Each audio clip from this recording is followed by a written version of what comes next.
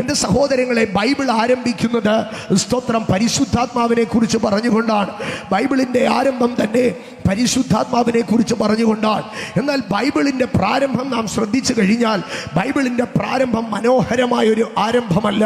Bible ഏതൊരു കലാസൃഷ്ടിയും, ഏതൊരു കാവ്യ സൃഷ്ടിയും, ഏതൊരു സാഹിത്യ സൃഷ്ടിയും ആരംഭിക്കുന്നത് മനോഹരമായ ഒരു പിക്ചറിനകത്തായിരിക്കാം.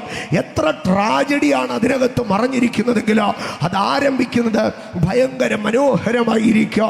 ഏത് സിനിമയിൽ ഒരു നായകൻ്റെ ഇൻട്രോ ഉണ്ടെങ്കിലോ, ഏത് കലാസൃഷ്ടിക്കകത്ത്, ഏത് കാവ്യത്തിനകത്ത് ഒരു ആരംഭമുണ്ടെങ്കിലോ അത് ഏറ്റവും മനോഹരമായിരിക്കുക.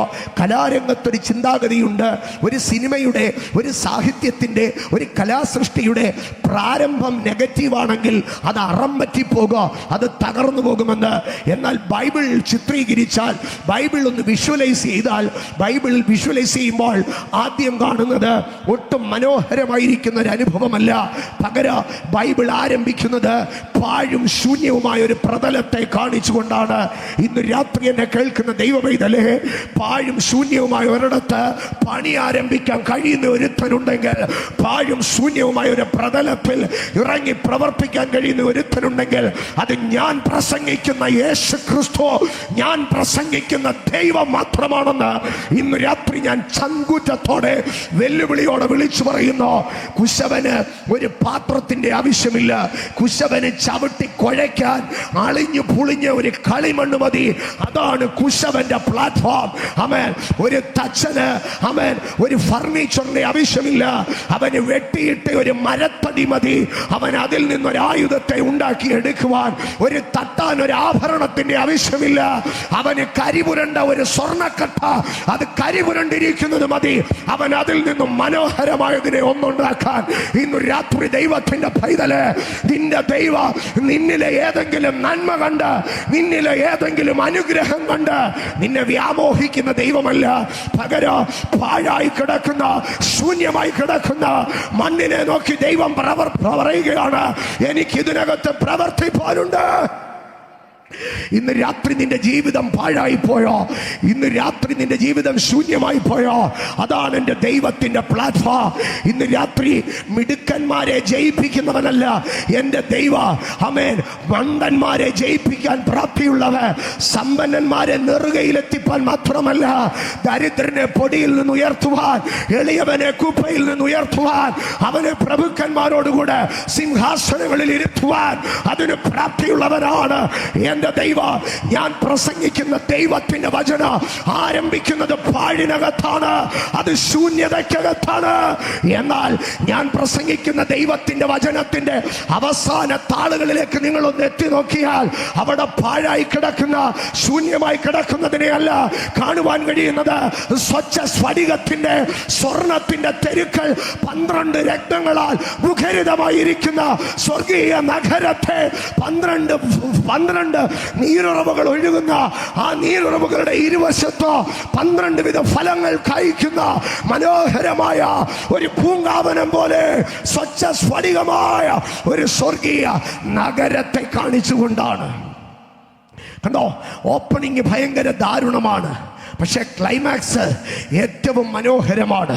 ഇന്ന് രാത്രി ബൈബിൾ നിന്നോട് വിളിച്ചു പറയുകയാണ്, നിന്റെ ജീവിതത്തിന്റെ പ്രാരംഭം എത്ര പാഴും ശൂന്യവുമാകട്ടെ, കർത്താവിന് അതിലൊരിടം കൊടുത്താൽ, യേശുവിന് അതിനകത്തൊരിടം കൊടുത്താൽ, അവൻ നിന്റെ ജീവിതത്തെ, മരുഭൂമിയെ മലർവാടിയാക്കുവാൻ കഴിയുന്ന, വരണ്ട നിലത്ത് നിന്ന് പനിനീർ പുഷ്പത്തെ പൂക്കുമാറാക്കുവാൻ കഴിയുന്ന, നിർജ്ജന പ്രദേശത്തെ പാതയും പെരുവഴിയോ ഉളവാക്കി എടുക്കുവാൻ കഴിയുന്ന സർവശക്തനായ ഒരു ദൈവമാണ് എൻ്റെ ദൈവ. ഇന്ന് രാത്രി ദൈവത്തിന്റെ ശക്തിയിൽ വിശ്വസിക്കുന്നവർ കരമടിച്ച് ദൈവത്തിന് സ്തോത്രം ചെയ്യട്ടെ. സ്തോത്രം. അപ്പോൾ പാഴും ശൂന്യവുമായ ഭൂമിയിലാണ് ദൈവം ബൈബിൾ ആരംഭിക്കുന്നത്. എന്നാൽ അതിൻ്റെ അടുത്ത ഭാഗം ഇങ്ങനെയാണ് എഴുതിയിരിക്കുന്നത്, ആഴത്തിന്മീതെ ഇരുൾ ഉണ്ടായിരുന്നു. 3 കാര്യങ്ങളാണ് അവിടെ നടക്കുന്നത്. 1, പാഴായി കിടക്കുന്നു. 2, ശൂന്യമായി കിടക്കുന്നു. 3, ഇരുൾ വ്യാപരിച്ചു കിടക്കുന്നു. എവിടെയാണ് ഇരുൾ വ്യാപരിക്കുന്നതെന്നറിയാമോ? ആഴത്തിന്റെ മീതെ ഇരുൾ വ്യാപരിക്കുന്നു. എന്താണ് ഇതിൻ്റെ അർത്ഥം? ആഴത്തിൻ്റെ മീതെ ഇരുൾ വ്യാപരിക്കുന്നു. എൻ്റെ സഹോദരങ്ങളെ, മനുഷ്യ കുലത്തിന് എല്ലാ നന്മകളും വന്നിട്ടുള്ളത് എവിടെ നിന്നറിയാമോ? ആഴത്തിൽ നിന്നാണ് നന്മകൾ വന്നിട്ടുള്ളത്. നമ്മളെല്ലാവരും ഇന്ന് വെള്ളം കുടിക്കും. വെള്ളം എവിടെ നിന്നാണ് വരുന്നത്? ഭൂമിയുടെ അധോ ഭാഗത്ത് നിന്ന് കിണറുകുത്തി ആഴത്തിൽ നിന്നാണ് വെള്ളം എടുക്കുന്നത്. ഇന്ന് ലോകം മുഴുവനും ചലിക്കുന്നത് അറേബ്യൻ മരുഭൂമികളിലെ അല്ലെങ്കിൽ മരുഭൂമികളുടെ ആഴങ്ങളിൽ മറഞ്ഞു കിടക്കുന്ന ക്രൂഡ് ഓയിൽ കൊണ്ടാണ്. സ്തോത്ര. ഏറ്റവും വിലപിടിപ്പുള്ള വജ്രങ്ങൾ, രത്നങ്ങൾ അത് എവിടെയാണ്? അത് ഭൂമിയുടെ അധോഭാഗങ്ങളിലാണ്. ലോകത്തിൽ കാണാൻ കൊതിക്കുന്ന പവിഴങ്ങൾ അതെവിടെയാണ്? സമുദ്രത്തിന്റെ ആഴങ്ങളിലാണ്. മനുഷ്യനെ കണ്ണഞ്ചിപ്പിക്കുന്ന സ്വർണം അതെവിടെയാണ്? ഭൂമിയുടെ ഖനികളിൽ, ഭൂമിയുടെ ആഴങ്ങളിലാണ്. ആകയാൽ മനുഷ്യന്റെ നന്മ മുഴുവനും എവിടെയാണെന്നറിയാമോ? ആഴങ്ങളിലാണ്. പക്ഷേ മനുഷ്യന്റെ നന്മയിലേക്ക് അവൻ ഒരിക്കലും കണക്റ്റ് ആകാതെ, മനുഷ്യന്റെ അനുഗ്രഹങ്ങളിലേക്ക് അവൻ ഒരിക്കലും കണക്റ്റ് ആകാതെ ഒരു അന്ധകാര, ഒരു ഇരുൾ ആഴങ്ങൾക്ക് മീതെ ഉണ്ടായിരുന്നു. കണ്ടോ, പാഴായി കിടക്കുന്ന ഒരു ലോക, ശൂന്യമായി കിടക്കുന്ന ഒരു ലോക. എന്താണ് ലോകമേ നീ പാഴായത്? എന്താണ് ലോകമേ നീ ശൂന്യമായത്? ആ ലോകം പറയാ, എൻ്റെ നന്മകൾ മറഞ്ഞിരുന്ന ആഴങ്ങളുണ്ടല്ലോ, അതിനകത്തെല്ലാം ഇരുൾ വ്യാപരിച്ചു കിടക്കുകയായിരുന്നു. എൻ്റെ സഹോദരങ്ങളെ, യേശു കർത്താവ് സ്തോത്രം തൻ്റെ പ്രഥമ ശുശ്രൂഷയുടെ പ്രഥമ ഭാഗങ്ങളിലൊന്നിൽ ഒരിക്കൽ കടൽ തീരത്തിലേക്ക് കടന്നു ചെന്ന് വല കഴുകുകയായിരുന്ന പത്രോസിന്റെ അടുക്കൽ പറഞ്ഞു, പത്രോസ്, നിന്റെ പടകൊന്ന് നീക്കിയേ, ഞാനതിലൊന്ന് കയറി പ്രസംഗിക്കട്ടെ. പ്രഭാഷണത്തിന് അനന്തരം പത്രോസിനെ അരികെ വിളിച്ചിട്ട് യേശു പറഞ്ഞു, പത്രോസ്, നീ ആഴത്തിലേക്കൊന്ന് ഇറങ്ങ്, ആ ആഴത്തിലേക്ക് നീക്കി നീ ഒന്നും മീൻ പിടിക്കുവാൻ പറഞ്ഞു. പത്രോസ് പറഞ്ഞു, കഴിഞ്ഞ രാത്രി മുഴുവൻ ഞങ്ങൾ അധ്വാനിച്ചിട്ടോ, ആമേൻ, ഞങ്ങൾക്കൊരു മത്സ്യം പോലും കിട്ടിയില്ല. കർത്താവ് പറയുകയാണ്, കഴിഞ്ഞ രാത്രി നീ മത്സ്യം പിടിക്കുമ്പോൾ നിന്റെ വലയിൽ ഒരു മീനും കയറാതെ ഒരു ഇരുട്ട് നന്മയുടെ ഉറവുകളെ മുഴുവൻ നിനക്ക് അടച്ചിട്ടിരിക്കുകയായിരുന്നു. എന്നാൽ ഇതാ ഞാൻ ആഴത്തിന്റെ മുകളിൽ നിന്ന് ഇരുളിനെ മാറ്റിയിരിക്കുന്നു. നിന്റെ വല ഇനി ആഴത്തിലേക്ക് ഇറങ്ങട്ടെ. ഞാൻ ഇന്നലകളിൽ നിന്റെ നന്മ തടഞ്ഞു നിർത്തിയ അന്ധകാര ശക്തികളെ പിടിച്ചു കെട്ടിയിട്ടുണ്ട്. ആ ദിവസത്തിൽ, ആ പട്ടാപ്പകലിൽ പത്രോസിന്റെ വലയ്ക്കകത്ത് ഒരു പടകിലല്ല 2 പടക് നിറയാനുള്ള മത്സ്യങ്ങൾ കയറിക്കൂടി. ഇന്ന് രാത്രി ഞാൻ പറയട്ടെ, നീ പാഴായി പോയെങ്കിൽ, നീ ശൂന്യമായി പോയെങ്കിൽ, എവിടെയോ നിന്റെ റിസോഴ്സസുകളുടെ മേൽ ഒരു ഡാർക്ക് സ്പിരിറ്റ്, ഒരു അന്ധകാര ശക്തി കിടപ്പുണ്ട്. അതാണ് ബൈബിൾ ആരംഭിക്കുമ്പോൾ പറയുന്നത്. എന്നാൽ അതിന്റെ അടുത്ത ഭാഗം പറയുകയാണ്, വെള്ളത്തിന്റെ മീതെ ദൈവത്തിന്റെ പരിശുദ്ധാത്മാവ് പരിവർത്തിച്ചു കൊണ്ടിരുന്നു. ഇന്ന് രാത്രി പാഴായതിനെ സൃഷ്ടിച്ചെടുക്കുവാൻ, പുതുതാക്കി എടുക്കുവാൻ, നന്മ പകരുവാൻ, അതിനെ പണിതെടുക്കുവാൻ ദൈവത്തിന്റെ പരിശുദ്ധാത്മാവിന് കഴിയോ. അതുകൊണ്ടാണ് പൗലോസ് ചോദിച്ചത്, നീ വിശ്വസിച്ചിട്ട് പരിശുദ്ധാത്മാവിനെ പ്രാപിച്ചുവോ? ഇന്ന് രാത്രി എന്നെ കേൾക്കുന്ന ദൈവത്തിന്റെ പൈതലേ, നീ വിശ്വസിച്ചിട്ട് പരിശുദ്ധാത്മാവിനെ പ്രാപിച്ചുവോ? ഈ പരിശുദ്ധാത്മാവിനെ പ്രാപിച്ചിട്ടുണ്ടെങ്കിൽ നിന്റെ നന്മകളുടെ വഴി അടച്ചു കിടക്കുന്ന, നിന്റെ ആഴങ്ങളുടെ മേൽ ഇരുൾ വെതറിയിരിക്കുന്ന നിന്റെ അനുഗ്രഹങ്ങളിലേക്ക് നീ കടക്കാതെ വേണ്ട.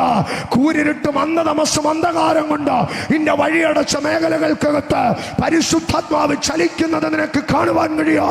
അവൻ വഴികളെ തുറക്കുക, അവൻ ആഴിയുടെ ഉറവുകളെ തുറക്കുക. ഈ രാത്രി എത്ര പേർ വിശ്വസിക്കുന്നു? പരിശുദ്ധാത്മാവിനെ പ്രാപിക്കുക, പരിശുദ്ധാത്മാവിന് ഇടം കൊടുക്കുക. അവൻ നിന്റെ അടഞ്ഞു കിടക്കുന്ന നന്മയുടെ വാതിലുകളെ, അവൻ നിന്റെ അടഞ്ഞു കിടക്കുന്ന അനുഗ്രഹത്തിന്റെ വാതിലുകളെ തുറന്നു തരോ. പരിശുദ്ധാത്മാവ് പരിവർത്തിക്കാൻ തുടങ്ങി. അതിനന്തരം മുഴുവൻ സംഭവിക്കുന്നത് ദൈവം സൃഷ്ടിക്കുവാൻ തുടങ്ങിയെന്നാണ്. ഇന്ന് രാത്രി ഞാൻ പറയട്ടെ, എവിടെ പരിശുദ്ധാത്മാവ് പ്രവർത്തിക്കുന്നോ അവിടെ ദൈവത്തിന്റെ സൃഷ്ടിപ്പ് നടക്കുക. ഇന്ന് രാത്രി എന്നോട് ചേർന്ന് പറഞ്ഞ്, പരിശുദ്ധാത്മാവ് ഉള്ളിടത്ത് ദൈവം സൃഷ്ടിക്കുവാൻ തുടങ്ങുക. ഇന്ന് രാത്രി പരിശുദ്ധാത്മാവ് ഈ ഗ്രൗണ്ടിൽ ചലിക്കുമ്പോൾ, ഇന്ന് രാത്രി ദൈവം നിന്റെ ജീവിതത്തിൽ ചിലതിനെ സൃഷ്ടിക്കാൻ പോകും. പോവുകയാണ്. എത്ര പേർ വിശ്വസിക്കുന്നു? പരിശുദ്ധാത്മാവ് സൃഷ്ടിക്കുന്നതാണ്. ഇതുവരെ നിന്റെ ജീവിതത്തിൽ ഇല്ലാത്തത് ചിലതിനെ എഴുതി ചേർക്കുവാൻ, ഉണ്ടാക്കിയെടുക്കുവാൻ, ഇല്ലായ്മയിൽ നിന്ന് ഉണ്ട് എന്നുള്ളതുപോലെ, ഇല്ലായ്മയിൽ നിന്ന് ഉണ്ട് എന്നുള്ളതുപോലെ അവൻ വിളിച്ചാൽ അത് പൊങ്ങി വരാ. ഇന്ന് രാത്രി എത്ര പേർ വിശ്വസിക്കുന്നു? എന്റെ മേൽ വ്യാപരിക്കുന്ന പരിശുദ്ധാത്മാവ് അത് സൃഷ്ടിപ്പിന്റെ പരിശുദ്ധാത്മാവാണ്. അത് സൃഷ്ടിപ്പിന്റെ പരിശുദ്ധാത്മാവാണ്. ഇന്ന് രാത്രി നിന്റെ ജീവിതത്തിൽ ദൈവം ചിലത് സൃഷ്ടിക്കുന്ന രാത്രിയാണ്. ഇന്ന് രാത്രി നിന്റെ ജീവിതത്തിൽ ദൈവം ചിലത് സൃഷ്ടിക്കുന്ന രാത്രിയാണ്. സ്തോത്രം. എൻ്റെ സഹോദരങ്ങളെ, 1-ാം അധ്യായത്തിൽ ദൈവം പ്രപഞ്ചത്തെ സൃഷ്ടിക്കുവാൻ പരിശുദ്ധാത്മാവ് ഇടപെടുകയാണ്. 2-ാമത്തെ അധ്യായത്തിലേക്ക് വരുമ്പോൾ തിരിച്ചാണ്. സ്തോത്ര. സൃഷ്ടിപ്പിന് വേണ്ടി നിൽക്കുന്ന പരിശുദ്ധാത്മാവ് 2-ാം അധ്യായത്തിൽ അടുത്ത വിധത്തിലാണ് പെരുമാറുന്നത്. 2-ാം അധ്യായത്തിലേക്ക് വരുമ്പോൾ 1-ാം അധ്യായത്തിൽ ദൈവം മുഴുവന് തൻ്റെ വാക്കുകൊണ്ടാണ് സംസാരിക്കുന്നത്, വാക്കുകൊണ്ടാണ് പ്രവർത്തിക്കുന്നത്. ആമേൻ. ഉണ്ടാകട്ടെ എന്ന് ദൈവം പറയുമ്പോൾ സകലതും ഉണ്ടായി വരികയാണ്. എന്നാൽ 2-ാം അധ്യായത്തിലേക്ക് വരുമ്പോൾ ദൈവം സംസാരിക്കുകയല്ല, പകരമോ ദൈവം തന്നെ ഇറങ്ങി ഭൂമിയിലെ പൊടിയെ എടുത്തൊരു രൂപമാക്കുകയാണ്. 1-ാം അധ്യായം മുഴുവൻ ദൈവത്തിന്റെ ശബ്ദമാണ്. പക്ഷെ 2-ാം അധ്യായത്തിൽ ദൈവം മൗനതയിലാണ്. കാരണം ദൈവം തന്നോട് തന്നെ സംസാരിക്കുകയാണ്. എന്നിട്ട് ദൈവത്തിന്റെ കരങ്ങൾ ചലിക്കുകയാണ്. ഇന്ന് രാത്രി ഞാൻ അതിൽ നിന്നൊന്ന് പറയട്ടെ. If God is silent before you, He is working on behalf of you. ഇന്ന് രാത്രി നീ തിരിച്ചറിഞ്ഞാട്ടെ, നിന്റെ പ്രാർത്ഥനകളുടെ മുൻപാകെ, നിന്റെ കണ്ണുനീരിന്റെ മുൻപാകെ ദൈവം മൗനമായിരിക്കുന്നുവോ? അവൻ സംസാരിക്കുകയല്ല, അവൻ നിനക്ക് വേണ്ടി പ്രവർത്തിക്കുകയാണ്. ഇന്ന് രാത്രി കരമടിച്ച ദൈവത്തിന് സ്തോത്രം പറഞ്ഞാട്ടെ. 1-ാം അധ്യായത്തിൽ സംസാരിച്ച ദൈവം 2-ാം അധ്യായത്തിൽ സംസാരിക്കുന്നില്ല. എന്താ കർത്താവേ സംസാരിക്കാത്തത്? കർത്താവ് പറയുകയാണ്, ഇത് ഞാൻ സംസാരിക്കുന്ന സമയമല്ല. ഇതാ ഞാൻ ഭൂമിയോളം കുനിഞ്ഞോ, എന്റെ കൈ വിരലുകൾ ഇതാ ഭൂമിയിലെ പൊടിയെ വാരിക്കൂട്ടുകയാണ്. ഞാൻ അതിനൊരു രൂപത്തെ ഉണ്ടാക്കുകയാണ്. എന്റെ മനസ്സിലെ പദ്ധതി ഇതാ ഭൂമിയിലെ മണ്ണിന്മേൽ രൂപീകരിക്കപ്പെടുകയാണ്. ഇന്ന് രാത്രി എത്ര പേർ വിശ്വസിക്കുന്നു? Behind the silence of God there is a miracle. ഇന്ന് രാത്രി ഞാൻ വിളിച്ചു പറയുന്നു, ഈ നിലകളിൽ ദൈവത്തിന്റെ മൗനത, ഈ നിലകളിൽ ദൈവത്തിന്റെ മൗനത വെളിപ്പെട്ട മേഖലകൾക്കകത്ത് ഈ രാത്രി പരിശുദ്ധാത്മാവ് നിനക്ക് വേണ്ടി തന്റെ കരം ചലിപ്പിക്കുകയാണ്. If God is silent for you, He is doing the miracles behind the screen. എവിടെയോ ദൈവത്തിന്റെ നിശബ്ദത നിന്റെ മനസ്സിനെ തകർത്തു കളഞ്ഞോ? എവിടെയൊക്കെയോ ദൈവത്തിന്റെ നിശബ്ദത നിന്നെ പിന്മാറ്റത്തിലേക്ക് കൊണ്ടുപോയി. എവിടെയൊക്കെയോ ദൈവത്തിന്റെ നിശബ്ദത നിന്നെ ആകെ ഹൃദയം കലക്കി കളഞ്ഞോ? പക്ഷെ ഇന്നു രാത്രി പരിശുദ്ധാത്മാവ് നിന്നോട് പറയുന്നു, അവൻ മിണ്ടാതിരിക്കുന്നത് നിന്നെ കുറിച്ച് ഉത്തരവാദിത്തമില്ലഞ്ഞിട്ടല്ല. അവന്റെ നാവ് ചലിക്കാത്തപ്പോൾ, അവന്റെ അധരങ്ങൾ ചലിക്കാത്തപ്പോൾ അവന്റെ കരങ്ങൾ നിനക്ക് വേണ്ടി ചലിക്കുന്നുണ്ട്. ഇന്ന് രാത്രി ദൈവത്തിന്റെ നിശബ്ദതയെ നോക്കി പറഞ്ഞാട്ട് ദൈവം എനിക്ക് വേണ്ടി പ്രവർത്തിക്കുകയാണ്. ഇന്ന് രാത്രി ദൈവത്തിന്റെ നിശബ്ദതയെ നോക്കി പറഞ്ഞാട്ട് നിനക്ക് എഴുന്നേറ്റ് നിന്ന് ആരാധിക്കണോ? നിനക്ക് തുള്ളിച്ചാടി ദൈവത്തിന് സ്തോത്രം ചെയ്യണോ? ഇന്ന് രാത്രി പരിശുദ്ധാത്മാവ് നിന്നെ ടച്ച് ചെയ്യുക. Salvara Hasatalia Arthana Jartenia Lasbelia Rakatia Rusmaheretia Jesus Ela Sateria Yakaravania. ഈ രാത്രി പരിശുദ്ധാത്മാവിനെ കുറിച്ച് പ്രസംഗിക്കുന്ന രാത്രിയല്ല. ഈ രാത്രി പരിശുദ്ധാത്മാവ് തന്നെ വെളിപ്പെടുത്തുന്ന രാത്രിയാണ്.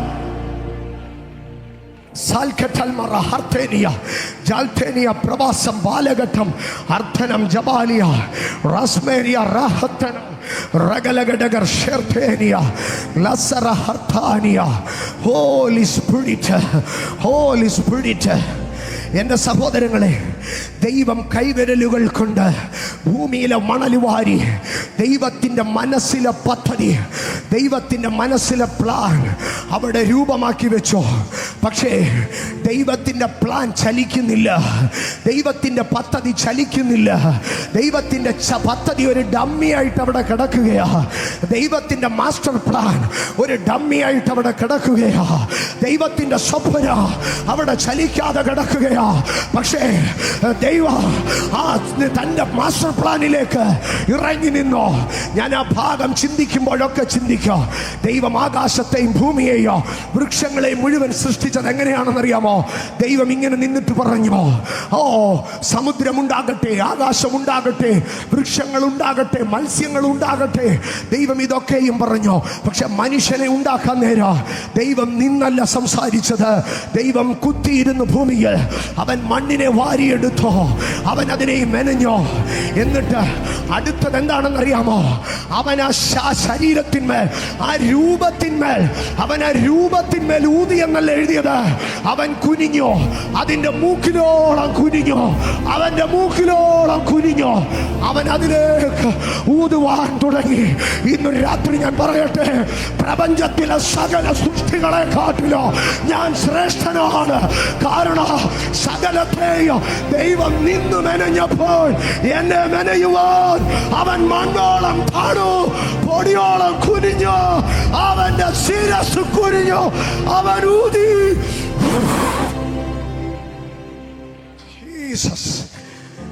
നിങ്ങൾ വായിച്ചിട്ടില്ലേ ബൈബിൾ?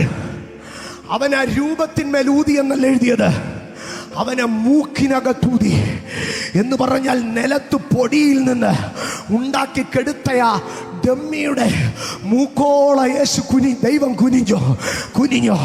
ഇന്ന് രാത്രി ദൈവത്തിന്റെ പൈതലെ, ഞാനും നീയും ജീവനുള്ളവരാകുവാൻ, എൻ്റെ മേലും നിന്റെ മേലും ദൈവത്തിന്റെ പദ്ധതി ചലിക്കുവാൻ, എൻ്റെ മേലും നിന്റെ മേലും ദൈവത്തിന്റെ പ്ലാൻ ആക്റ്റീവ് ആകുവാൻ, ഓ സ്വർഗ മഹിമകളെ വെടിഞ്ഞ്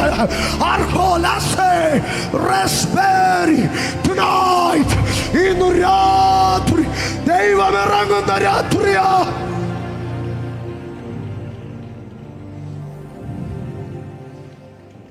ജീസസ്.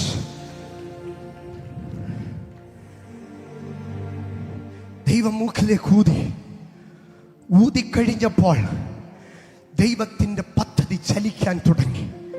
ഇന്ന് രാത്രി ഞാൻ ദൈവ പൈതലെ നിന്നോട് പറയാം, ദൈവത്തിന് നിന്റെ മേലൊരു പ്ലാനുണ്ട്, ദൈവത്തിന് നിന്റെ മേലൊരു പർപ്പസ് ഉണ്ട്, ദൈവത്തിന് നിന്റെ മേലൊരു സ്വപ്നമുണ്ട്.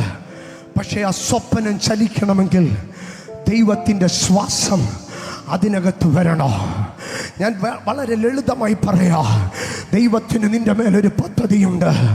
ആ പദ്ധതി സാക്ഷാത്കരിക്കപ്പെടണമെങ്കിൽ ദൈവത്തിൻ്റെ ശ്വാസമാകുന്ന പരിശുദ്ധാത്മാവ്, ദൈവത്തിൻ്റെ ശ്വാസമാകുന്ന പരിശുദ്ധാത്മാവ് ആ രൂപത്തിന്മേൽ ചലിക്കണോ. നിന്റെ വിദ്യാഭ്യാസത്തിൽ പരിശുദ്ധാത്മാവിൻ്റെ ശ്വാസം വരാത്തിടത്തോളം അത് ഡമ്മിയാണെന്നേ. നിന്റെ സർട്ടിഫിക്കറ്റിനകത്ത് പരിശുദ്ധാത്മാവിൻ്റെ ചലനം വരാത്തിടത്തോളം അത് ഡമ്മിയാണെന്നേ. നീ എത്ര തിയോളജി നിന്റെ കയ്യിലുണ്ടെങ്കിലോ, എത്ര മാസ്റ്റേഴ്സ് നിന്റെ കയ്യിലുണ്ടെങ്കിലോ, പരിശുദ്ധാത്മാവ് അതിനകത്ത് കയറാത്തിടത്തോളം അത് ഡമ്മിയാണെന്നേ. നീ എത്ര ഭാഷാ വൈദഗ്ധ്യമുള്ളവനാണെങ്കിലോ, നീ എത്ര ശബ്ദധാരാവലി കാണാതെ പഠിച്ചു വെച്ചവനാണെങ്കിലോ, ദൈവത്തിന്റെ ശ്വാസം അതിൻ്റെ മേൽ ഊതാത്തിടത്തോളം, എത്ര വലിയ ടെക്നോളജി നിന്റെ മക്കളുണ്ടെങ്കിലോ, ദൈവത്തിന്റെ ശ്വാസം അതിൻ്റെ മേൽ ഊതാത്തിടത്തോളം അത് ഇനാക്റ്റീവാണ്. എന്നാൽ ഇന്നു രാത്രി പരിശുദ്ധാത്മാവ് അതിന്മേൽ ഊതിയാൽ, ദൈവത്തിന്റെ ആത്മാവ് അതിന്മേൽ ഊതിയാൽ അത് ചലിക്കാൻ തുടങ്ങും. ഇന്ന് രാത്രി പ്രാർത്ഥിച്ചാട്ട്, പരിശുദ്ധാത്മാവ് എൻ്റെ മേലൊന്ന് ഊതിയാട്ട്, നിന്റെ പദ്ധതികൾ എന്നിലൊന്ന് ആക്റ്റീവ് ആകട്ടെ, നിന്റെ പദ്ധതികൾ എന്നിലൊന്ന് ആക്റ്റീവ് ആകട്ടെ. ഹോളി സ്പിരിറ്റ്, പരിശുദ്ധാത്മാവ് ഉള്ളിടത്തെ ദൈവത്തിന്റെ പദ്ധതികൾ ആക്റ്റീവ് ആകത്തുള്ളൂ. ഹോളി സ്പിരിറ്റ്, പരിശുദ്ധാത്മാവുള്ളിടത്ത് ദൈവത്തിന്റെ പദ്ധതികൾ നിന്നിൽ സാക്ഷാത്കരിക്കപ്പെടത്തുള്ളൂ. ഇന്ന് രാത്രി ദൈവത്തിന്റെ പൈതലേ, ഇന്ന് രാത്രി എന്നെ കേൾക്കുന്ന കുഞ്ഞെ, നീ ചോദിച്ചേക്കാ, ഒത്തിരി വാഗ്ദത്തങ്ങൾ കേട്ടോ, ഒത്തിരി സ്വപ്നങ്ങൾ കണ്ടോ, ഒത്തിരി അധ്വാനിച്ചു, പക്ഷേ എങ്ങും എത്തുന്നില്ല, ഒന്നും ചലിക്കുന്നില്ല, കാരണം ശ്വാസമില്ലാത്തത് കൊണ്ടാണ്. എന്നാൽ ഇന്ന് രാത്രി ആളത്വമുള്ള പരിശുദ്ധാത്മാവിനെ, ദൈവത്വമുള്ള പരിശുദ്ധാത്മാവിനെ, നിത്യത്വമുള്ള പരിശുദ്ധാത്മാവിനെ, if you open your heart, നിന്റെ ഹൃദയം നീ തുറന്ന്, നിന്റെ മനസ്സ് നീ തുറന്ന്, പരിശുദ്ധാത്മാവേ എന്നിലേക്കൊന്ന് ഇറങ്ങി വാ, എന്നിലേക്കൊന്ന് ഇറങ്ങി വാ, ശൂന്യവും പാഴുമായി തള്ളിയതായ ഈ മന്ദിരത്തിലേക്ക് ഒന്ന് ഇറങ്ങി വാ, ഒന്ന് ഇറങ്ങി വാ. Oh, come upon me, descend in our midst. ഒരു നിമിഷം സ്വർഗത്തിലേക്ക് ആർത്തിയുള്ള കരങ്ങൾ ഉയർന്നിരിക്കട്ടെ. പരിശുദ്ധാത്മാവേ എഴുന്നള്ളി വന്നാട്ടെ. ഇന്ന് രാത്രി ഈ ഗ്രൗണ്ടിനകത്ത് ഒരു പ്രകടമായ സ്പിരിറ്റ് മാനിഫെസ്റ്റേഷൻ, പരിശുദ്ധാത്മാവിന്റെ പ്രകടനം വിശ്വസിക്കുന്നവർ സ്വർഗത്തിലേക്ക് കണ്ണും കരവും ഉയർത്തി പരിശുദ്ധാത്മാവേ.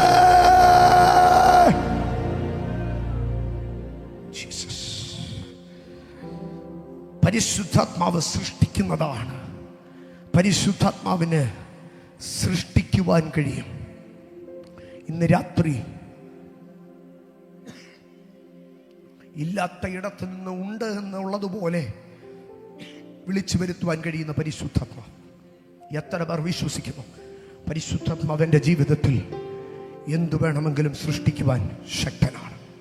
പരിശുദ്ധാത്മാവിൻ്റെ രണ്ടാമത്തെ പ്രവൃത്തി, പരിശുദ്ധാത്മാവിൻ്റെ രണ്ടാമത്തെ പ്രവൃത്തി, എൻ്റെ സഹോദരങ്ങളെ, പൗലോസ്, ഞാൻ അതിനോട് ചേർത്ത് ഒന്നും കൂടെ പറഞ്ഞിട്ട് പോകാം. പൗലോസ് അബ്രഹാമിൻ്റെ വിശ്വാസത്തെക്കുറിച്ച് പഠിക്കുകയാണ്. എന്നിട്ട് പൗലോസ് പറഞ്ഞു, അബ്രഹാം എന്ത് വിശ്വാസത്തിലാണ് മോറിയ മലയിലേക്ക് കയറിപ്പോയത്? എന്ത് വിശ്വാസത്തിലാണ് മകനെ യാഗമർപ്പിക്കാൻ തുടങ്ങിയത്? പൗലോസ് അതിനെ ഇങ്ങനെയാണ് പറയുന്നത്: പൊടിയിൽ നിന്ന് മനുഷ്യനെ ഉണ്ടാക്കിയ ദൈവമാണ് എൻ്റെ ദൈവം.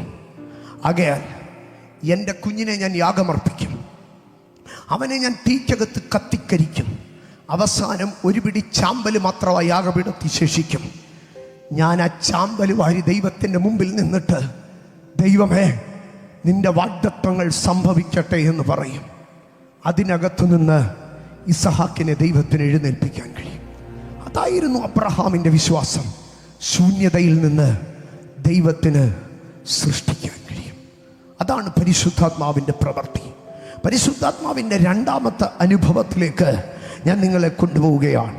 യോഹന്നാൻ്റെ സുവിശേഷം 3-ാം അധ്യായം അതിൻ്റെ 26-ാം അധ്യായം അതിൻ്റെ 2-ാം വാക്യം തുടങ്ങി 6-ാം വാക്യം വരെയുള്ള വാക്യങ്ങളിലേക്ക് ഞാൻ നിങ്ങളെ കൊണ്ടുപോവുകയാണ്. 3-ാം അധ്യായത്തിൻ്റെ ആരംഭത്തിലേക്ക് വരുമ്പോൾ നിക്കോദിമോസ് എന്ന് പറയുന്ന ഒരു മനുഷ്യനെ നമുക്ക് കാണുവാൻ കഴിയുക. താൻ പരീശന്മാരുടെ കൂട്ടത്തിൽ പ്രമാണിയായിരിക്കുന്ന ഒരു മനുഷ്യനാണ്. പരീശന്മാരെന്ന് പറഞ്ഞാൽ എൻ്റെ ഭാഷയിൽ ഞാൻ പറയുക, ഇന്നത്തെ പെന്തക്കോസുകാരാണ് അന്നത്തെ പരീശന്മാർ. തീവ്ര മതഭക്തിയുള്ളവർ, തീവ്രമായി എല്ലാറ്റിനകത്തും ഭയങ്കര ശ്രദ്ധയുള്ളവരാണ്. പിള്ളേർ താടി വെച്ചാൽ പ്രശ്നമാണ്, പിള്ളേർ വെള്ളച്ചട്ടിട്ടില്ലെങ്കിൽ പ്രശ്നമാണ്, പാൻറ്റിന് വീതി കൂടിയാൽ പ്രശ്നമാണ്, പിന്നെ പെൺപിള്ളേരുടെ ഉടുപ്പ് നൂലെ പിടിച്ചു നോക്കും. ഇതെല്ലാം നോക്കുന്ന പരീശ ഹൃദയങ്ങളായിരുന്നു. എന്നാൽ ഈ പരീശന്മാരിൽ ഒരുത്തനായ നിക്കോദിമോസ് ഒരിക്കൽ രാത്രിയിൽ യേശുവിൻ്റെ അടുക്കൽ കടന്നു വന്നു. യേശുവിൻ്റെ അടുക്കൽ വന്നിട്ട് പറഞ്ഞു, ഗുരു, ഞാൻ നോക്കിയിട്ട് നിന്റെ കൂടെ ദൈവമുണ്ട് കേട്ടോ. ഇവിടെ യേശുവിനെ അപ്രീഷിയേറ്റ് ചെയ്യാനാണ് വന്നത്. യേശുവിനെ അപ്രീഷിയേറ്റ് ചെയ്തിട്ട് വന്ന് പറയുകയാണ് രാത്രിയിൽ, റബി, നീ ദൈവത്തിൻ്റെ അടുക്കൽ നിന്ന് ഉപദേഷ്ടാവായി വന്നിരിക്കുന്നു എന്ന് ഞങ്ങൾ അറിയുന്നു. ദൈവം നിന്നോടുകൂടെ ഇല്ല എങ്കിൽ ഈ അത്ഭുതങ്ങളൊന്നും നീ ചെയ്യുകയില്ലായിരുന്നു. യേശു അപ്രീസിയേഷനൊക്കെ കേട്ട് പോക്കറ്റിൽ വെച്ചിട്ട് പറഞ്ഞു, നിക്കോദിമോസ്, നീ അത്ഭുതം കണ്ടതുകൊണ്ട് ഇന്ന് രാത്രി എൻ്റെ അടുക്കൽ വന്നത്, അടയാളം കണ്ടതുകൊണ്ട് നീ എൻ്റെ അടുക്കൽ വന്നത്. പക്ഷെ നിക്കോദിമോസേ, ഞാൻ നിന്നോടൊരു കാര്യം പറയാ, നീ അടയാളം കണ്ടിട്ട് എന്തെങ്കിലും പറഞ്ഞാൽ പോരാ, നീ ദൈവരാജ്യത്തെ കാണണോ. നീ ദൈവരാജ്യത്തെ കാണണോ, ആ ദൈവരാജ്യത്തിൽ കടക്കുകയും വേണമെന്ന് പറഞ്ഞോ. നിക്കോദിമോസ് ചോദിച്ചോ, അതെങ്ങനെയാണ് സംഭവിക്കുന്നത്?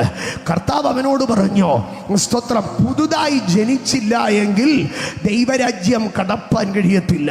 നിക്കോദിമോസ് ചോദിച്ച്, കർത്താവേ, ഞാൻ ഇത്രയും പ്രായമായി, എൻ്റെ അമ്മ അതിനേക്കാൾ പ്രായമായി, ഇനി ഞാൻ അമ്മയുടെ വയറ്റിൽ കയറി ഇറങ്ങണമെന്നൊക്കെ പറഞ്ഞാൽ എങ്ങനെയാ നടക്കുന്നത് എന്ന് ചോദിച്ചോ. ആമേൻ. യേശു കർത്താവ് അവൻ്റെ അടുക്കൽ പറഞ്ഞോ, ആത്മാവിനാൽ ജനിച്ചത് ആത്മാവാകുന്നു, വെള്ളത്താലും ആത്മാവിനാലും പുതുതായി ജനിക്കണമെന്ന്. ഇവിടെ കർത്താവ് ഒരു കാര്യം പറയുകയാണ്, വീണ്ടും ജനനം എന്നൊരു കാര്യം പറയുകയാണ്. എന്താണ് വീണ്ടും ജനനം? ഞാൻ ഒത്തിരി സമകാലികമായ ഒരു ഉദാഹരണം പറയാം. എന്താണ് വീണ്ടും ജനനം? എൻ്റെ സഹോദരങ്ങളെ, എക്കാലത്തെയും ഭാരതീയൻ്റെ വികാരമാണ് റോയൽ എൻഫീൽഡിൻ്റെ ബുള്ളറ്റ് ബൈക്ക്.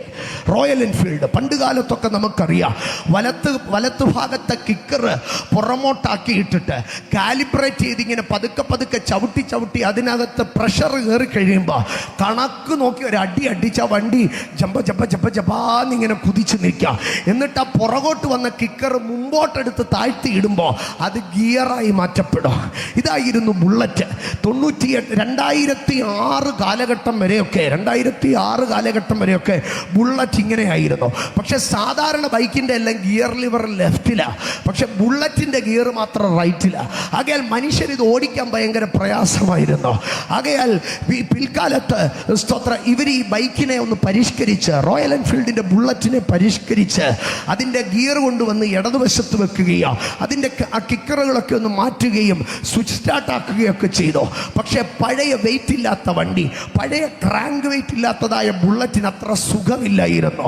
അതോടുകൂടെ മനുഷ്യർ പൊതുവായി പറഞ്ഞു തുടങ്ങി, പഴയ ബുള്ളറ്റാണ് നല്ലത്, ഇപ്പോഴത്തെ ബുള്ളറ്റിനൊന്നും ഒരു ഗുണമില്ലെന്ന് പറയാൻ തുടങ്ങി. ഇതിങ്ങനെ നാളുകൾ നീണ്ടു നിന്നു, ബുള്ളറ്റിൻ്റെ സെയിൽ ഇടിയാൻ തുടങ്ങി. എന്നാൽ മനുഷ്യൻ്റെ മനസ്സിൽ ബുള്ളറ്റിനോടുള്ള കൊതി കിടക്കുകയാണ്. പൊന്നും വിലയ്ക്ക് 90-ലെയോ 80-ലെയോ 70-ലെയോ ഒക്കെ ബുള്ളറ്റുകൾ മനുഷ്യൻ വാങ്ങി പരിഷ്കരിക്കാൻ തുടങ്ങി.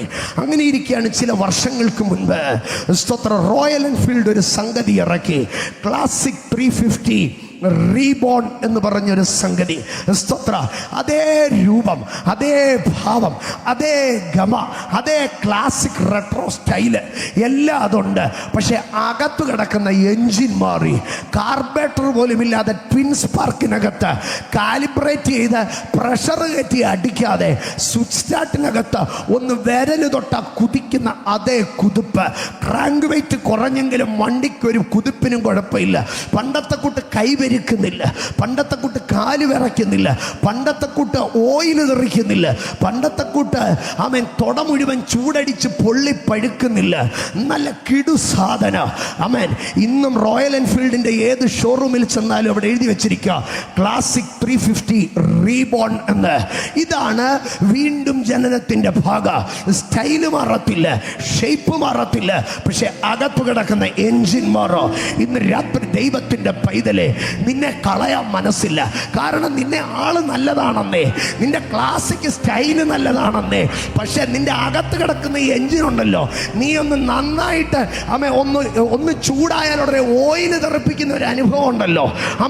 നല്ല സ്പീഡിൽ പോകുമ്പോൾ ഈ വൈബ്രേഷൻ എല്ലാം കൂടെ കയറി ഇങ്ങനെ നെറ്റി തൊട്ട് കാല് വരെ പെരുപ്പിക്കുന്ന ഒരു അനുഭവം ഉണ്ടല്ലോ. ഇപ്പൊ KTM-ഉം നിഞ്ചയും ഒക്കെ വണ്ടി ഇറക്കുന്നിടത്ത് ഈ പെരുപ്പീരും കണ്ട് റോയൽ എൻഫീൽഡിന് പിടിച്ചു നിൽക്കാൻ കഴിയത്തില്ല. പക്ഷെ മനുഷ്യൻ അതിൻ്റെ ക്ലാസിക് സ്റ്റൈലിനെ ഇഷ്ടമാ. അപ്പോൾ അവർ പറഞ്ഞോ, ഒരു വീണ്ടും ജനനം ഉണ്ടായാലേ എന്ത് ചെയ്യാൻ കഴിയത്തുള്ളൂ, ഈ കാലഘട്ടത്തിൽ പിടിച്ചു നിൽക്കാൻ കഴിയത്തുള്ളൂ. ക്ലാസിക് 350 റീബോൺ, ഇതാണ് വീണ്ടും ജനനം. എൻ്റെ സഹോദരങ്ങളെ, പുതിയ ക്ലാസിക് 350 മേടിക്കാൻ പഴയ ഷോറൂമിൽ തന്നെ ചെന്നാൽ മതി. പക്ഷേ പഴയ ഷോറൂമിൽ, പഴയ വീട്ടിൽ, പഴയ കുടുംബത്തിൽ, പഴയ അപ്പൻ്റെ അമ്മയുടെ മകൻ തന്നെ, പക്ഷേ അവൻ്റെ അകത്ത് കിടക്കുന്ന ആത്മാവ് മാറി, എൻജിൻ മാറി, അവൻ്റെ പെർഫോമൻസ് മാറി. അതാണ് വീണ്ടും ജനനം. ഒരു മനുഷ്യൻ വീണ്ടും ജനനം പ്രാപിച്ചാൽ അവൻ്റെ ശരീരത്തിൻ്റെ വെയിറ്റ് കുറയുകയോ കൂടുകയോ ചെയ്യുന്നതല്ല വിഷയം. പക്ഷെ അവൻ്റെ പെർഫോമൻസ് മാറോ, അവൻ്റെ എബിലിറ്റി മാറോ, അവൻ്റെ പ്രാപ്തിയെ മാറ്റുവാൻ കഴിയോ.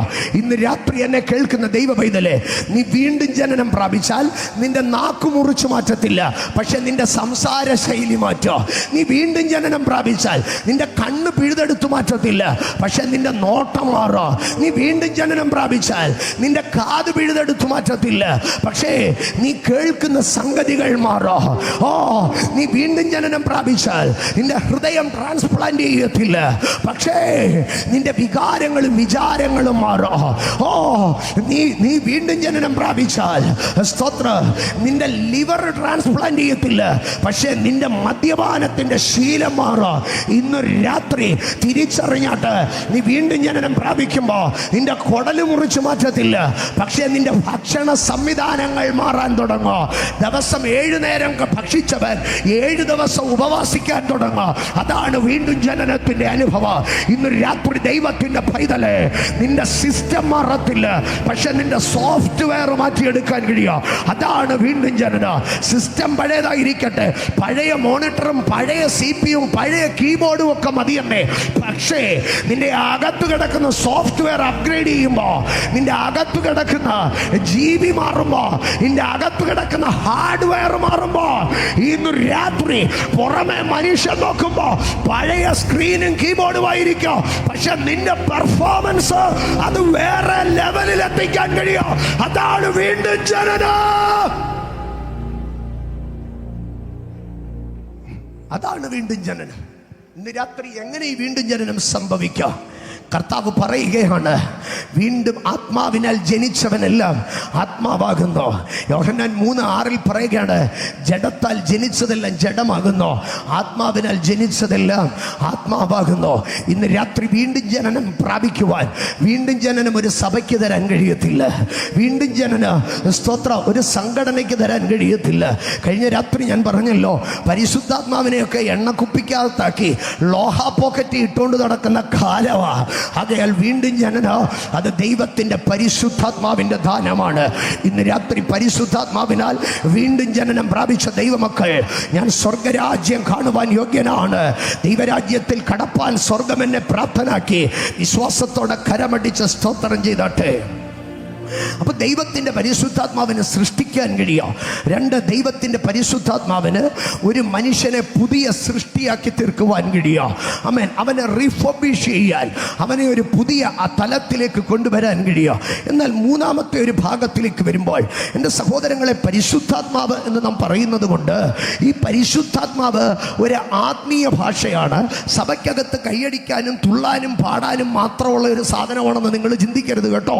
ആമേൻ. ഭാഷ പറയാൻ വേണ്ടി മാത്രമുള്ള ഒരു സാധനമാണ് പരിശുദ്ധാത്മാവെന്ന് നിങ്ങൾ ചിന്തിക്കരുത്. പരിശുദ്ധാത്മാവ് ആമേൻ ആത്മീയ മേഖലയിൽ മാത്രം വ്യാപരിക്കുന്ന ഒരു സംഗതിയല്ല. പരിശുദ്ധാത്മാവ് ഒരു മനുഷ്യന്റെ സകല വിഷയങ്ങൾക്കകത്തും ഇടപെടുവാൻ കഴിയുന്നതാണ്. ഞാനതൊരു ഭാഗത്തിലേക്ക് നിങ്ങളെ കൊണ്ടുപോകാം. യെശയ്യാപ്രവചനം 11-ാം അധ്യായത്തിലേക്ക് കടന്നു വരുമ്പോൾ, യെശയ്യാപ്രവചനം 11-ാം അധ്യായം 2-ാം വാക്യത്തിലേക്ക് വരുമ്പോൾ, പരിശുദ്ധാത്മാവിന്റെ 7 ഗുണഗണങ്ങളാണ് പറയുന്നത്. പരിശുദ്ധാത്മാവിന്റെ 7 പ്രവർത്തന മണ്ഡലങ്ങൾ, ഗുണഗണങ്ങളല്ല, പരിശുദ്ധാത്മാവിന്റെ 7 പ്രവർത്തന മണ്ഡലങ്ങൾ.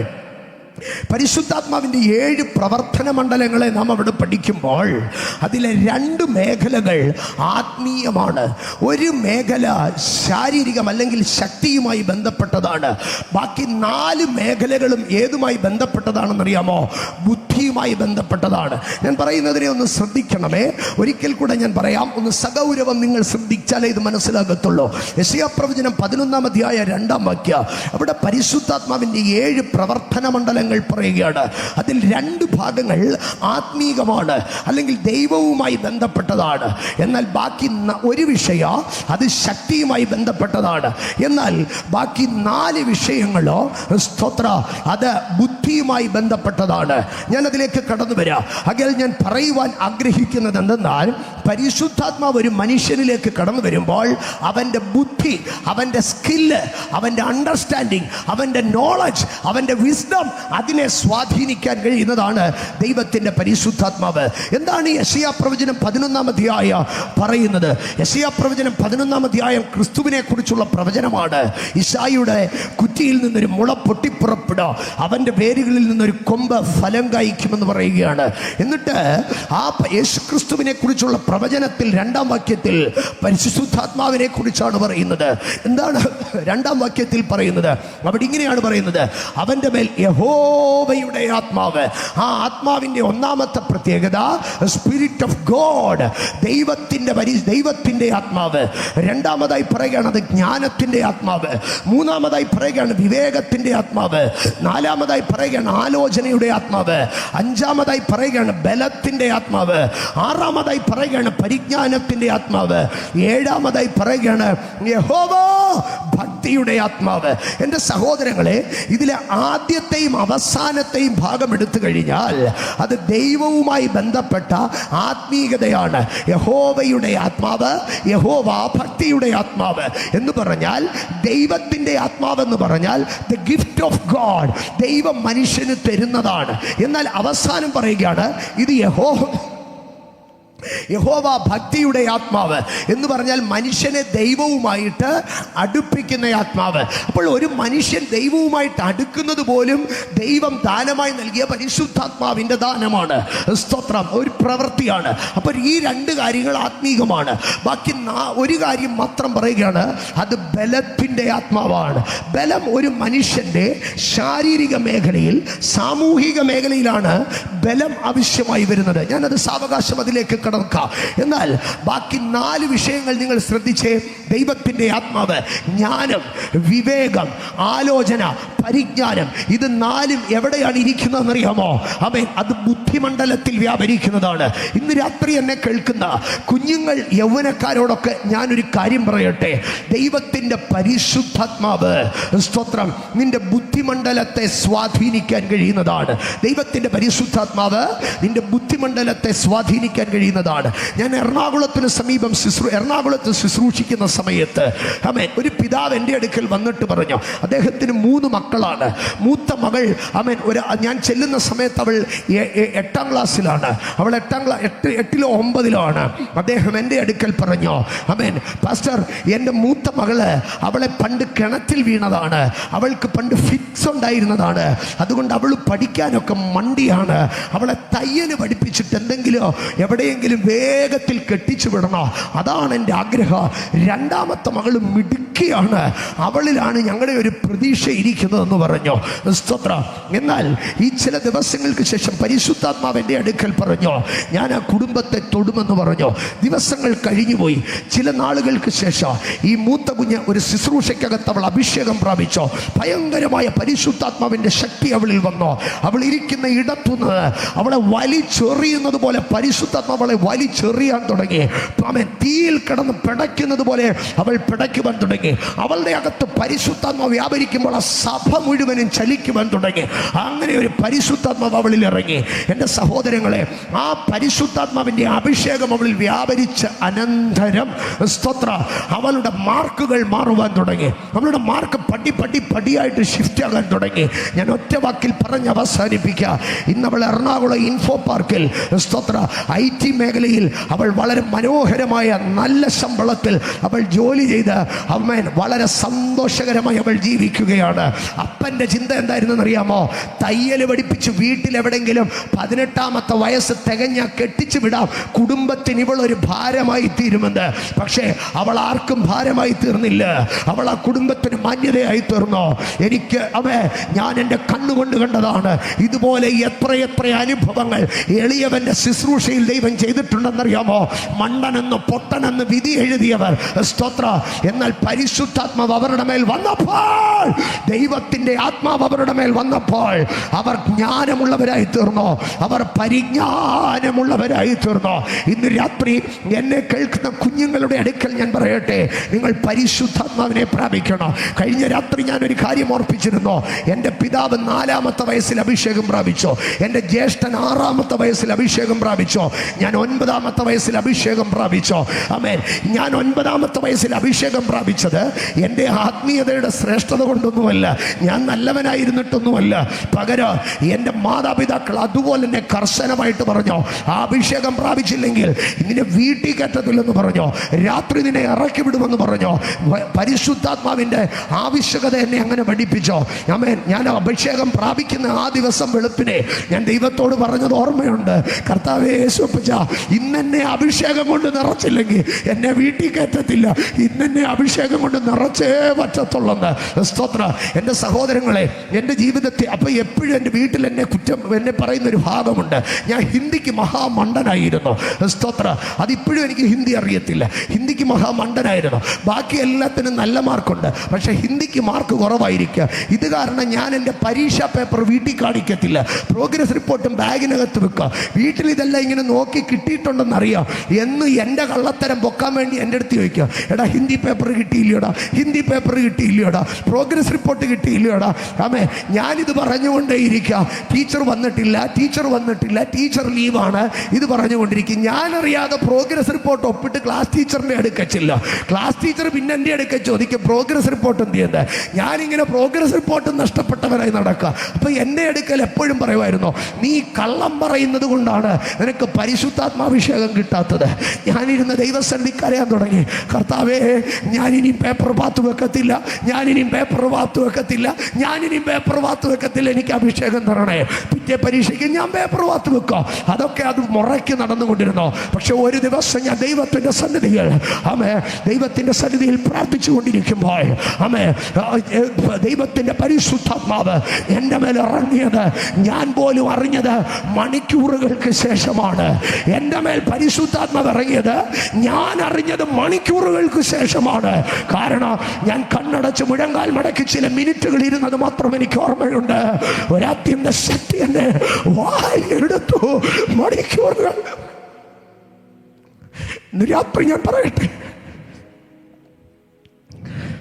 ജീവിതത്തിലെ ഓരോ സാഹചര്യങ്ങളിലും, ഏതൊറ്റപ്പെട്ട രാത്രികളിലും, ഏത് പ്രതികൂലത്തിൻ്റെ ദിനരാത്രങ്ങളിലും, ലോകം മുഴുവൻ എതിർനിന്ന സാഹചര്യങ്ങളിലും, സകല അന്ധകാരങ്ങളിലും എൻ്റെ കൂടെ നിന്നെന്നെ ബലപ്പെടുത്തിയത് അന്ന് എൻ്റെ മേലിറങ്ങിയ ആ അഭിഷേകമാണ്. ഇന്ന് രാത്രി ഞാൻ പറയട്ടെ, ഞാൻ കുഞ്ഞുങ്ങൾ യൗവനക്കാരോട് പറയട്ടെ, നിന്റെ മേലെ അഭിഷേകം ഉണ്ടെങ്കിൽ നിനക്കെല്ലാം ഉണ്ട്. നിന്റെ മേലെ അഭിഷേകം ഉണ്ടെങ്കിൽ നിനക്കെല്ലാം ഉണ്ട്. ഈ രാത്രി എന്നെ കേൾക്കുന്ന സഹോദരങ്ങളെ, പരിശുദ്ധാത്മാവ് ജ്ഞാനത്തിൻ്റെ ആത്മാവാ. അത് കൈയടിക്കാനും പാടാനും മാത്രമുള്ളതല്ല. അത് അന്യഭാഷ പറയാനും തുള്ളാനും മാത്രമുള്ളതല്ല. അത് നിന്റെ സാമൂഹിക മേഖലയെ തൊടുന്നതാണ്. സ്തോത്രം.